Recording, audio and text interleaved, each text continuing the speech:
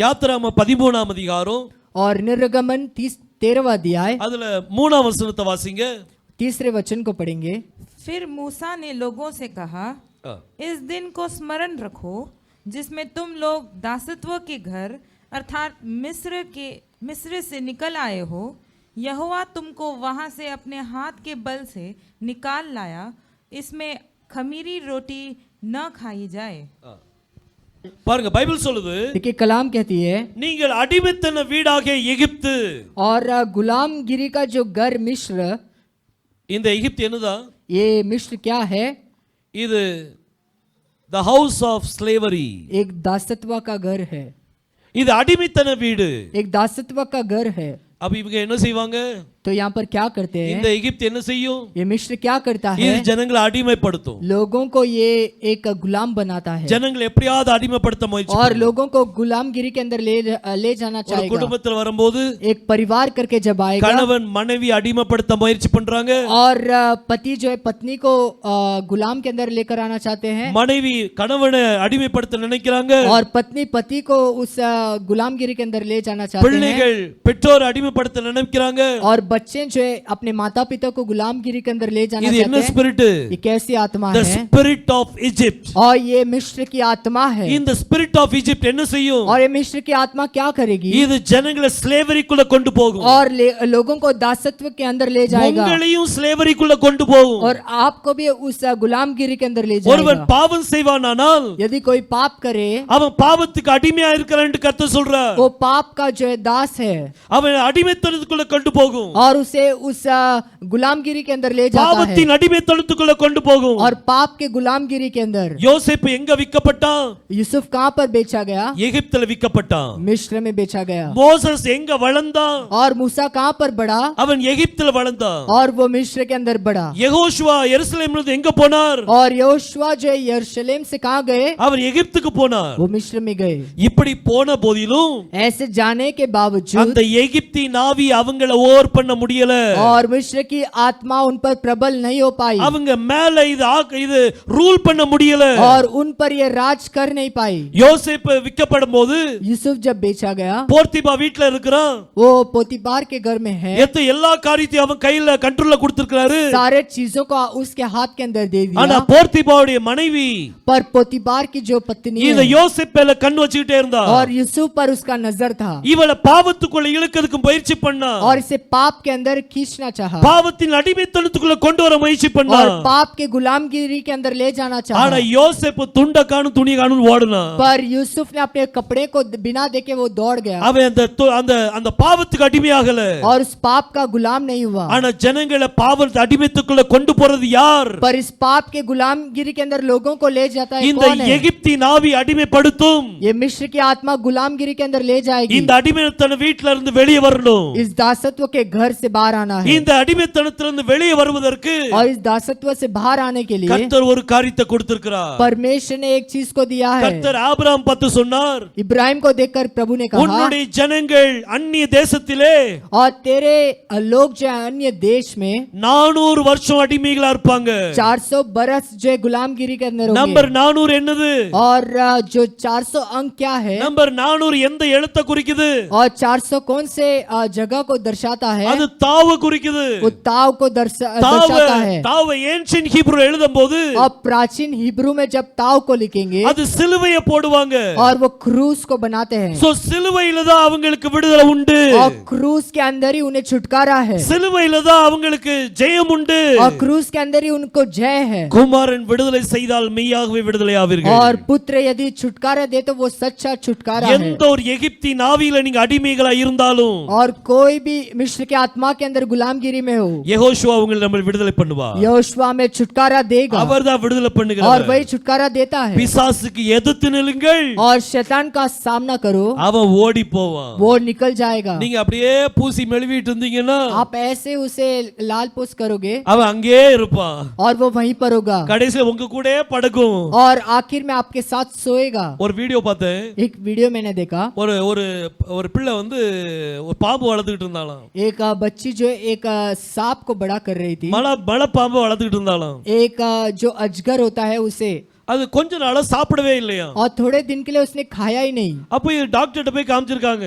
तो डॉक्टर को इन्होंने दिखाया ஏன் இந்த பாம்பு சாப்பிடவே மாட்டேங்குதே, और क्यों ये अजगर जो है कुछ खाता नहीं। அப்ப அந்த டாக்டர் கேட்டாங்களா, तब डॉक्टर ने पूछा இப்போ இந்த பாம்பு ஃபுல் ஃப்ளெட்ஜ் ஆயிட்டு और ये अजगर जो है पूरा बड़ा हो चुका है, அது எதுக்கு அது உடனே கேட்டிருக்காரு, और ऐसा पूछा है उससे இது ஒண்ணுமே சாப்பிடாம இருக்குதா. ये कुछ भी खाता नहीं है क्या। ஆமா சார், ஒண்ணுமே சாப்பிட மாட்டேங்குது. हाँ सर, ये कुछ भी खा नहीं रहा। சரி, தூங்கும் போது உன் பக்கத்துல தான் படுக்குதா. और सोते समय तेरे साथ ही सोता है क्या। ஆமா, என் கூட தான் படுக்குது. हाँ, मेरे साथ ही वो लेटता சரி, है। படுக்கும்போது உன்னை சுத்தி படுக்குதா.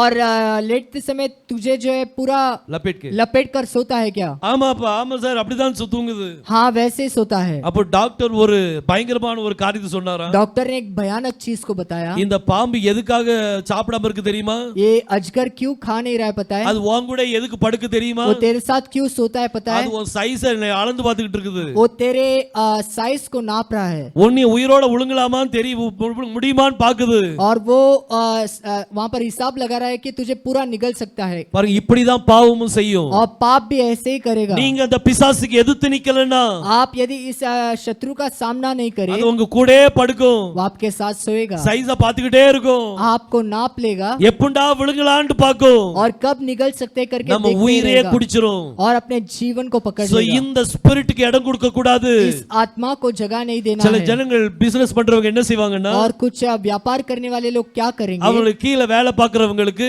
और उनके नीचे जो भी है அடிமை மீது நடத்துவாங்க. एक गुलाम के समान चलाएंगे। 24 hours வேலை கொடுப்பாங்க. 24 घंटा जो है वहां पर काम देंगे। எப்ப பார்த்தாலும் வேலை வேலை வேலை. और जब भी देखो काम काम काम। சம்பளம் எவ்வளவுனா இவ்வளவுதான் கொடுப்பாங்க. और आमदनी कितना होगा इतना सही। இது என்ன ஆவி. ये कैसी आत्मा है। எகிப்தின் ஆவி. ये मिस्र की आत्मा இது है। ஜனங்களை அடிமைப்படுத்தும். ये लोगों को दासत्व के अंदर ले जाएगा। உங்களை யாராவது குடிக்க சொல்றாங்கன்னு வைங்க, சிகரெட் குடிக்க சொல்றாங்கன்னு வைங்க. आपको कोई कहता है कि सिगरेट पी लो, ஒரு ஒரு ஒரு ஒரு ஒரு தடவை நீ புகை விட்டு பாரு. सिर्फ एक बार धुआं छोड़कर देखो। அந்த அவை அது என்ன ஆவி. वो कैसी आत्मा है। எகிப்தின் ஆவி. वो मिस्र की இந்த आत्मा है। எகிப்தின் ஆவி என்ன செய்யும். और ये मिस्र की आत्मा क्या करेगी। கொஞ்சம் கொஞ்சமா உங்களை அடிமைப்படுத்த பாக்கும். वो थोड़ा थोड़ा जो है उस गुलामगिरी के நீங்க अंदर ले வேலை जाएगा। பார்க்குற இடத்துல உங்களை அடிமைப்படுத்த பாக்கும். और जहाँ पर काम कर रहे हो वहाँ पर गुलामगिरी के நீ अंदर। உங்களுக்கு எவ்வளவு பேர் இருக்காங்களோ, और आपके साथ कितने लोग हैं, அவங்கள பிழிஞ்சு எடுப்பீங்க நீங்க. सभी को आप निचोड़ लोगे। அப்போ புரிஞ்சுக்கிடுங்க, तो आप सोच लीजिए நம்ம மேல தேவனுடைய ஆவி இல்ல, अपने पर परमेश्वर की आत्मा नहीं। பிசாசின் ஆவி, எகிப்தின் ஆவி நடமாடிட்டு இருக்குது. ये मिस्र की आत्मा मंडरा रही है। எகிப்தின் ஆவியை விரட்டுங்க. और मिस्र की आत्मा को भगाइए। அது நமக்குள்ள வேண்டாம். वो हमारे अंदर नहीं, அது நமக்குள்ள இருக்க கூடாது. वो हमारे अंदर नहीं होना है। நம்ம வீட்டுக்குள்ள இருக்க கூடாது. वो उस घर के अंदर नहीं होना है। மாமியார் மருமகளை और सास और बहू जो है 24 hours வேலை வாங்குனாங்கன்னா, और 24 घंटा यदि काम ले, அப்ப அது என்ன ஆவி. तो उसका मतलब क्या है। எகிப்தின் ஆவி. वो मिस्र की आत्मा है। அந்த ஸ்பிரிட் அந்த வேலை செய்யும். वो मिस्र की आत्मा वैसे करती है। ஏன்னா புதுசா பிள்ளை வந்திருக்கால, क्योंकि नया नया जो है लड़की आई है, காலையிலே எந்திக்க வேண்டிய இருக்குது. सुबह ही उठना है, அம்மாக்கு போன் போகும். और माँ को जो है फोन जाएगा। நீ காலையிலே எழுப்பி விட்டுறாங்க. और सुबह सुबह मुझे उठा देते உடனே हैं। அங்க இருந்து ஒரு இது வரும். और वहां से कुछ आएगा। சரி, என் மக எப்பவும் 8-9 மணிக்கு தான் எந்திப்பா. और मेरी बच्ची जो है हमेशा 8 या 9 बजे இப்ப அங்க उठती है। போன பிறகு கஷ்டப்பட வேண்டிய இருக்குது. और वहां जाने के बाद जो जरा कष्ट उठाना पड़ रहा है। இது ஒரு விதமான எகிப்தின் ஆவிதான். और ये भी एक मिस्र की आत्मा है। தன்னை எப்படி நினைக்க தோணும்னா, और अपने आप को कैसे वो सोचने நான் लगाएगा, அடிமையா இருக்கிறேன், मैं गुलामगिरी के என்னை अंदर हूं, அடிமைப்படுத்திக்கிட்டு இருக்காங்க. और मुझे गुलामगिरी के अंदर அந்த चला रहे ஸ்பிரிட் हैं। அந்த மாதிரி யோசிக்க தோணும். और वो आत्मा वैसे विचार को लाएगा, ஐயோ 24 மணி நேரம் நான் வேலை பார்த்துட்டே இருக்கிறேன். मैं 24 घंटा काम कर ही அந்த रही हूँ। ஸ்பிரிட் அந்த வேலையை செய்யும். वो आत्मा उन चीजों को करता है। இதுக்கு எதிர்த்து நின்னாங்கன்னா, और इसका यदि विरोध அந்த करेंगे, ஸ்பிரிட் விலகி போகும். वो आत्मा जो है निकल जाएगी। நம்ம தேவன் நமக்கு அடிமைத்தனத்தின் ஆவியை கொடுக்கல. और वो दासत्व का आत्मा नहीं दिया है परमेश्वर ने। நமக்கு எப்படிப்பட்ட ஆவியை கொடுத்திருக்காராம். कैसे आत्मा को दिया है। அப்பாவே அப்பா பிதாவேன்னு கூப்பிடுகிற, अब्बा पिता ऐसा पुकारने का, புத்தர் ஸ்வீகாரத்தின் ஆவியை கொடுத்திருக்காரு. और ले पालकपन की आत्मा को அவர் दिया நமக்கு है। பயத்தின் ஆவியை தராம தைரியத்தின் ஆவியை கொடுத்திருக்கிறார். और उस भय की आत्मा नहीं, वो हिम्मत की आत्मा को दिया நீங்க है। அடிமைப்பட வேண்டிய அவசியம் இல்ல. आपको उस दासत्व के अंदर जाने की அப்பா பிதாவே என்று जरूरत கூப்பிடுற नहीं। புத்திர ஸ்வீகாரத்தின் ஆவியை और கொடுத்திருக்கிறார். अब्बा और पिता कहने की लेख पालकपन की आत्मा You को are दिया no है। more slave. आप इसके आगे गुलाम नहीं, நீங்க servant கிடையாது. आप किसी के दास नहीं, நம்மள sons and daughters மாத்தி இருக்கிறார். हमें पुत्र और पुत्री के समान बनाया நம்ம है, தேவனுடைய பிள்ளைகளா மாத்தி இருக்கிறோம். हमें परमेश्वर के बच्चों के समान बनाया ஆனா है। எகிப்தின் ஆவி என்ன செய்யும்? परमेश्वर की आत्मा क्या करती நம்மளை है? அடிமைப்படுத்தும். हमें दासत्व के अंदर ले பாவத்தின் जाता है। அடிமைத்தனத்துக்குள்ள கொண்டு போகும். पाप की आत्मा उस दासत्व के अंदर ले जाता है। மோசேஸ பாருங்க. मूसा को देखिए, பாருங்க எபிரேயருக்கு எழுதின நிருபம் 11ஆம் அதிகாரம் इब्रानियों का किताब 11वां अध्याय, அதுல 24ஆம் வசனத்தை வாசிங்க. उसमें 24 को पढ़ेंगे। விசுவாசத்தினாலே மோசே தான் பெரியவனான போது பார்வோனுடைய குமாரத்தின் மகன் எண்ணப்படுவதை வெறுத்து அநித்தியமான பாவ சந்தோஷங்களை அனுபவிப்பதை பார்க்கிலும் தேவனுடைய ஜனங்களுடைய துன்பத்தை அனுபவிப்பதை தெரிந்து கொண்டு அநித்தியமான பாவ சந்தோஷத்தை விட்டு और थोड़े दिन का जो सुख भोगने से தேவனுடைய பிள்ளைகளோட கஷ்டத்தை அனுபவிக்கிறதை தெரிந்து கொண்டான். और परमेश्वर के बच्चों के साथ जो दुख मनाना वो चुन लिया। அவன் நினைச்சா और यदि वो सोचे ஏப்துல லக்ஸரியஸா இருக்கலாம். और मिस्र के अंदर एक आलीशान जिंदगी जी सकता ஏன்னா था, ராஜா அவனுடைய இந்த பார்வோனுடைய மகளுடைய மகன். क्योंकि वो फिरौन का जो बेटी है उसका वो पुत्र है। அப்ப அவன் எவ்வளவு லக்ஸரியஸா இருக்கலாம், वो कितना आलीशान जिंदगी जी எத்தனையோ सकता பாவங்களை था செய்யலாம். और बहुत से पाप को कर सकता था அவனை கேட்கறதுக்கு யாருமே கிடையாது. और उसे पूछने वाला कोई नहीं। ஆனா அநித்தியமான பாவ சந்தோஷத்தை விட்டுட்டு पर वो थोड़े समय का जो सुख को भोगने से அவன் தேவனுடைய பிள்ளைகளோடு கஷ்டத்தை அனுபவித்து தெரிந்து கொண்டான். वो परमेश्वर के बच्चों के साथ दुख भोगना चाहा। அந்த எகிப்தின் ஆவி அவனை அடிமைப்படுத்த முடியல. और मिस्र की आत्मा उसे गुलामगिरी के अंदर ले அவனை नहीं गई। பாவத்தின் அடிமைத்தனத்துக்குள்ள போக விடல. पाप के दासत्व के अंदर नहीं गया। இன்னைக்கு யாரெல்லாம் பாவத்துக்கு அடிமையா இருக்கிறார்களோ आज जो भी पाप की जो पाप के दासत्व है அவங்க எகிப்தின் ஆவியில இருக்கிறாங்க. वो मिस्र की आत्मा के अंदर है। நம்ம கண்டிப்பா அதுக்காக ஜெபம் பண்ணணும். हमें जरूर उनके लिए प्रार्थना உங்க करना வீட்ல है। யார் அடிமைத்தனத்துல இருக்காங்களோ आपके घर में जो भी उस गुलामगिरी के अंदर है அவங்களுக்காக பிரேயர் பண்ணுங்க. उनके लिए आप प्रार्थना कीजिए। கர்த்தாவே விடுதலை தாருமப்பா. आप छुटकारा दीजिए விடுதலை தருகிறவர் கர்த்தர். और छुटकारा देने वाला परमेश्वर பாருங்க है। முதலாவது சொன்ன இந்த எகிப்தின் ஆவி என்ன செய்யும்? पहला मैंने कहा ये मिस्र की आत्मा क्या करती அது है? வேலை வேலைன்னு சொல்லி உங்களை பிழிஞ்சு எடுக்கும். वो काम काम बोलकर आपको निचोड़ लेगा। ரெண்டாவது இந்த ஆவி என்ன செய்யும்? और दूसरा ये आत्मा क्या करती है? உங்களை அடிமைகளாக்கும்.